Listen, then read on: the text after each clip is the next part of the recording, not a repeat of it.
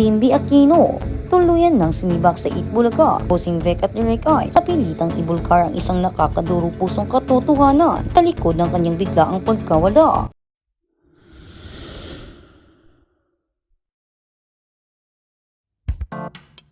Isang nakakagimbal na balita ang kasalukuyang gumugulo sa isipan ng milyon-milyong Pilipino matapos kumalat na parang mapanirang apoy sa social media ang chismis na tuluyan na umanong tinanggal at tinanggalan ng pwesto si Bimby Aquino yap sa matagal na tumatakbong noontime show, Itbulaga. Inakala ng marami na ang sikat na anak ng Queen of All Media na si Kris Aquino ay naging biktima ng panibagong tanggalan sa loob ng programa dahilan upang umapaw ang matinding galit at pagkadismaya ng kanyang mga taga-suporta. Ang mga naglipa ng peking balita at mapanlinlang ng mga titulo online ay nagpinta ng isang madilim na larawan na tila itinakwil na ng mga ligi ng Dower Cards ang binata na nag-udyok sa publiko na questionin ang katapatan ng pamunuan sa kanilang mga ipinangakong salita at tuluyang bumasag sa inaasahang proteksyon mula sa programa. Ngunit bago pa man tuluyang sumabog ang hindi makontrol na hidwaan, mabilis na pumasok sa eksena ang pamunuan ng programa, kabilang ang mga tinitingalang sina Bossing Vic Soto at Direk Ay upang tahasang basagin ang mga malisyosong akusasyon at ilantad ang totoong nangyayari sa likod ng mga nakasarang pinto ng studio ay isang malinaw at mariing patunay lumalabas na ang isang malaking kasinungalingan at manifestasyon lamang ng mga desperadong content creator ang isyu ng pagkakasabik ni Bimby pang humakot ng pansin at pagkakitaan ang sitwasyon ng pamilya. Sa katunayan, opisyal pa rin nakapangalan ang binata sa hanay ng mga lehitimong host ng programa na buong pagmamalaking ipinapakita pa rin sa kanilang mga commercial break line up bilang isang matibay na patunay na hindi siya kailanman binitawan. Tinalikuran ng pamilya ng Itbulaga.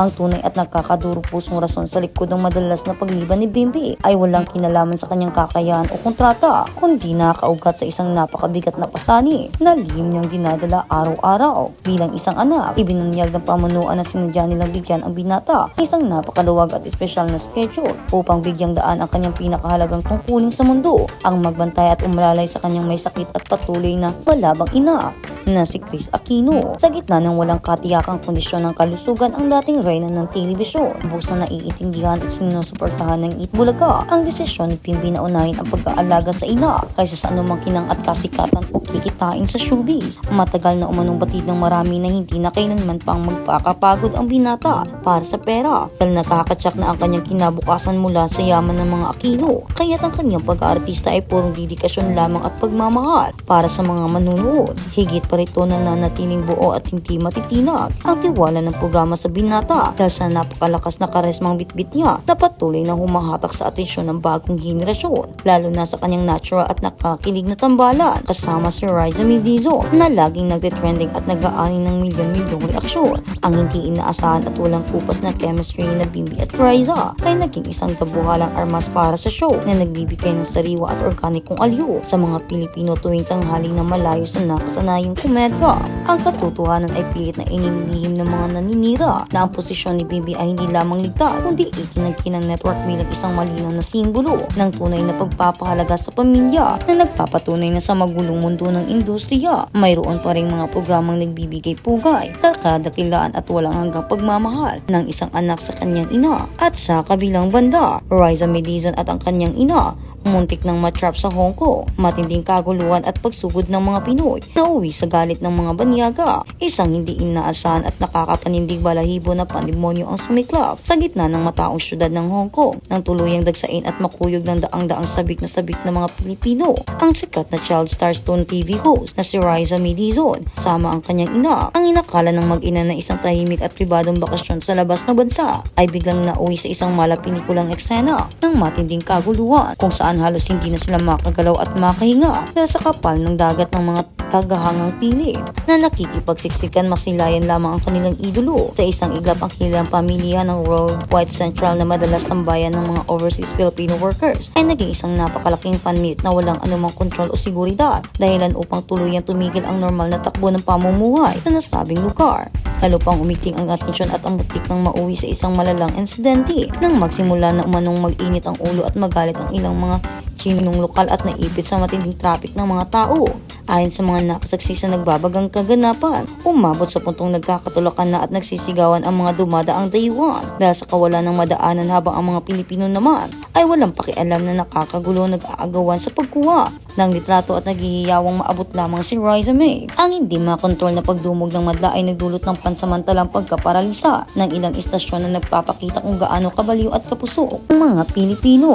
Dahilan kung bakit dinagsa nila ng malala si Riza May, di man lang nila naisip na baka maipit ito sa kanila. Sa likod ng nakakimbal na eksenang ito na mutik nang nagdulot ng international atensyon, nakakubli ang isang napakalalim at nakakadurog pusong katotohanan tungkol sa kalagayan ng ating mga kababayang nagpapakahirap sa ibang dagat. Ang marahas na pagdagsa ng mga OFW kay Riza May ay hindi lamang simpleng pagpapakita ng paghanga sa isang artista. Ito ay isang desperadong pagkauaw sa anumang piraso ng Pilipinas na maaari nilang mahawakan para sa mga taong inaabot ang ilang taon bago makayakap ng kapamilya. Ang pagkakita sa isang pamilya at masayang mukha sa telebisyon na naglalakad sa kanilang harapan ay isang pansamantalang lunas na nakakabaliw na pangulila. Ang mga hiyawan at tulakan ay madipasasyon ng matinding pananati at makaramdam ng koneksyon sa bayang matagal na nilang iniwan upang magpaalipin sa mga banyaga sa kabila ng banta sa kanilang kaligtasan at matitinding pagkapo mula sa walang tigil na pagkuyog ng madla na nagmistulang isang rayo. Pinili ni Riza May at ng kanyang ina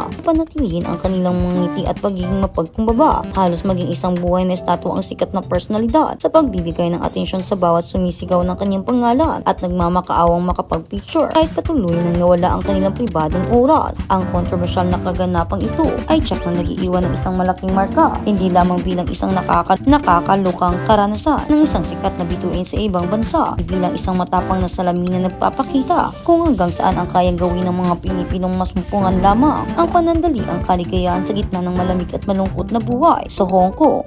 Kaya naman ang pangyayaring iyon ay naging dahilan upang maging lunas para sa mga Pilipinong nagtatrabaho sa Hong Kong. Masilayan ang Pilipinas sa pamamagitan ni Riza May. Taan ay isa rin siya sa mga nagbibigay aliw sa mga taong nagiging malungkot sa mga ibayong bansa, sa mga tao Pilipinong nangungulila sa Pilipinas.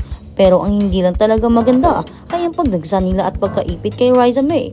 Alam naman natin na hindi ito isang matangkad na babae at isa lang itong maliit na bata. Kaya naman sana ay nagbigay lamang sila ng spasyo o respeto para hindi ito makatan o kahit ano pa. Dahil sa nangyari na naipit iyon ay nagdadala iyon ng higit pa sa physical abuse.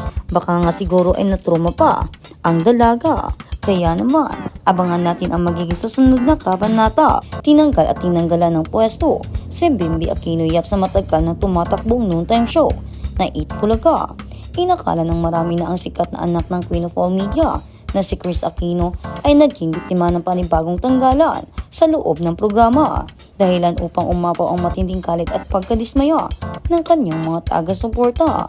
Ang mga naglipa ng peking balita at mapanlinlang ng mga titulo online ay nagpinta ng isang madilim na larawan